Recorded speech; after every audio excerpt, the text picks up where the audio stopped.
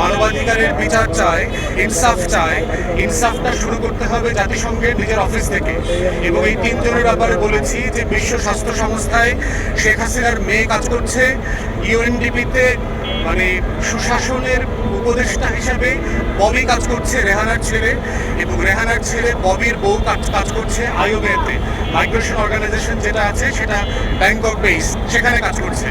এবং যারা গত 15-16 বছর ধরে যেই পরিবারটা বাংলাদেশকে শোষণ করেছে, নির্যাতন করেছে, তাদের সদস্যরা যেই নেপোটিজম, স্বজনপ্রীতির মাধ্যমে বাংলাদেশের অংশ হয়ে এইসব জায়গাতে কাজ পেয়েছে, আমরা বলেছি এই অ্যাপয়েন্টমেন্টগুলোকে রিভাইজ করবার জন্য।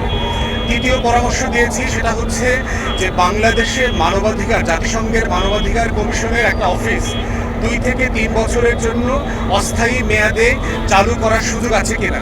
তাহলে গণহত্যার বিচার, মানবতা বিরোধী অপরাধের যে বিচারের দায় বারবার এসছে, এই বিচার প্রক্রিয়াটাকে দেখাশোনা করা, এটাকে যদি কোনো টেকনিক্যাল অ্যাসিস্ট্যান্সের প্রয়োজন আসে, আন্তর্জাতিক মান রক্ষা হচ্ছে কিনা, যেন এই বিচার প্রক্রিয়া নিয়ে ভবিষ্যতে কোনো প্রশ্ন তৈরি না হয়, তাই জাতিসংঘ যেন সেই মানটা ধরে রাখতে পারে, তাই আমরা বোধ করছি যে এরকম একটা অফিস 2-3 বছরের জন্য স্বল্প মেয়াদে প্রতিষ্ঠা করা যায় কিনা।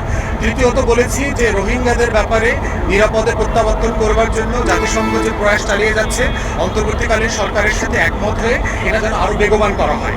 এটা হচ্ছে মোটা দাগে আমাদের ব্রিফিং ছিল।